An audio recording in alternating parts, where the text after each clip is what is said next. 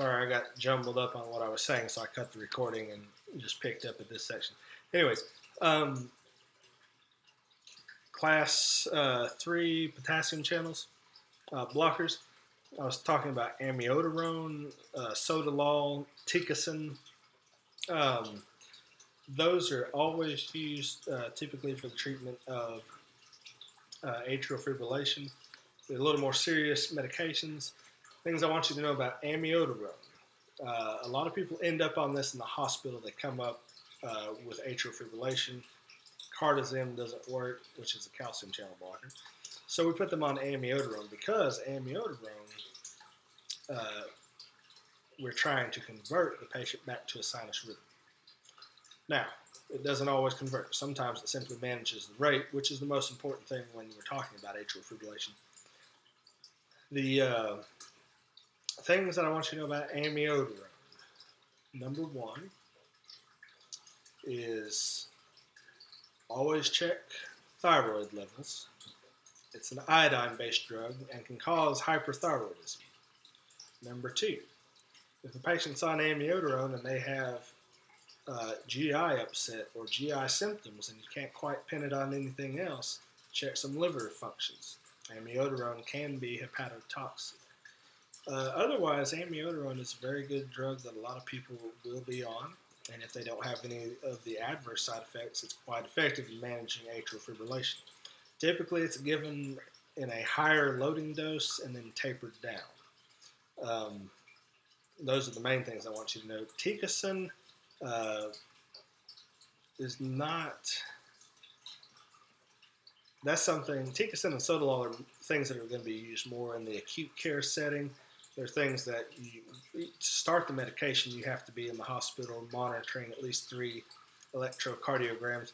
For the purpose of monitoring the QRS complex, it tends to, it can widen that. It can also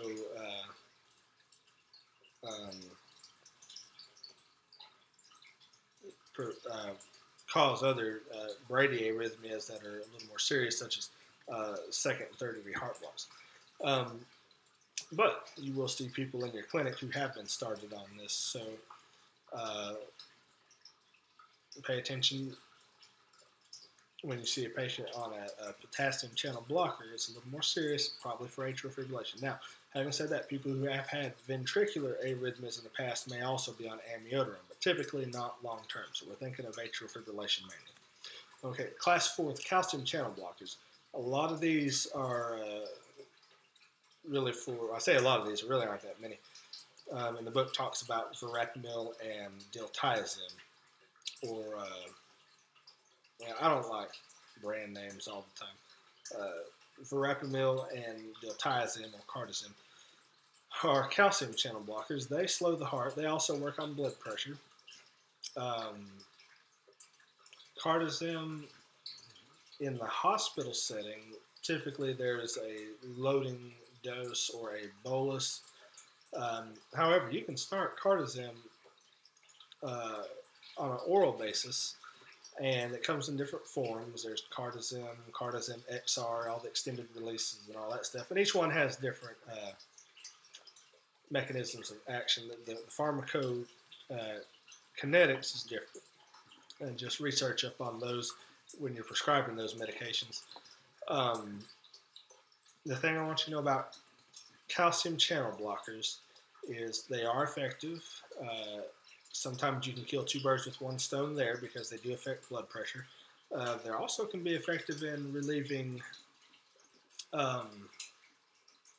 chest pain for people who have chronic chest pain. And we'll talk about that here in just a moment.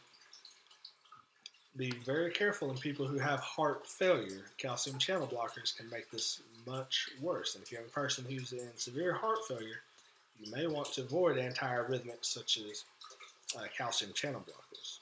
Sometimes you may not have a choice, but in the case of severe heart failure, think more about your beta blockers and maybe your potassium channel blockers, because they do help prevent ventricular arrhythmias as well in some cases. So there's a chart, I think I already talked about it, table 6.1 on page 91, just kind of go over that. And then over the next several pages, it really breaks down each drug by its class and goes over it.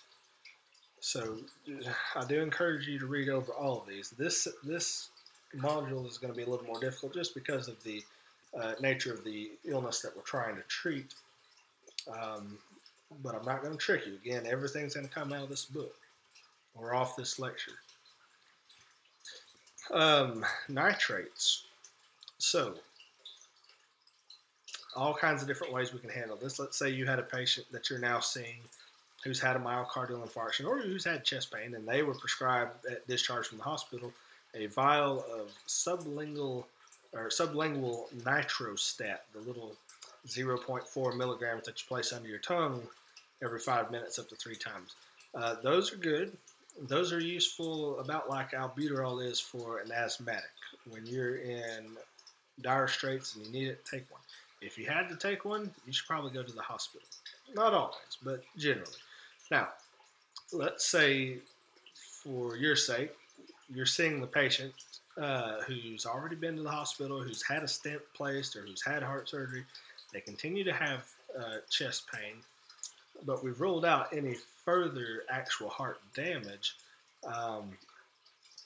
Long-acting nitrates, Imdur or isorsabide, that's the brand and chemical name, or Ranexa. These are both very effective in alleviating chronic chest pain that people may have. There may be vessels in the heart that aren't blocked so much that they require an intervention, but they may still cause the patient problems from time to time. And in these cases, it's very good to start them on things such as Imdur or Ranexa. Those are the only two we're going to talk about, really. And just know that they're for chronic chest pain. They're long-acting. The only difference is Imdur is inexpensive and Ranexa is not. And you'll hear me talk a lot about the cost of medication, because if there's anything I learned once I started practicing is it doesn't matter what the textbook said about the medicine, cost is important. Very important. Again, now when we're talking about testing, it's going to be perfect world. Cost does not matter. But I still want to throw this stuff out to you. So, also, here's something interesting. If you have a patient with heart failure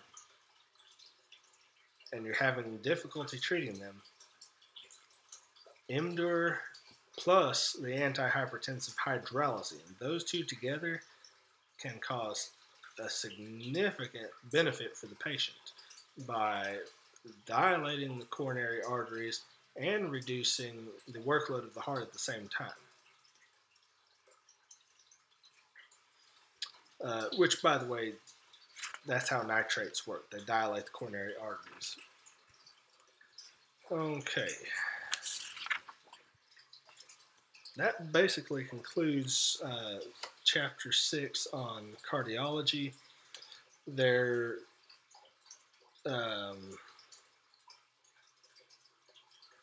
actually talks a little bit more about hydralazine on page 100.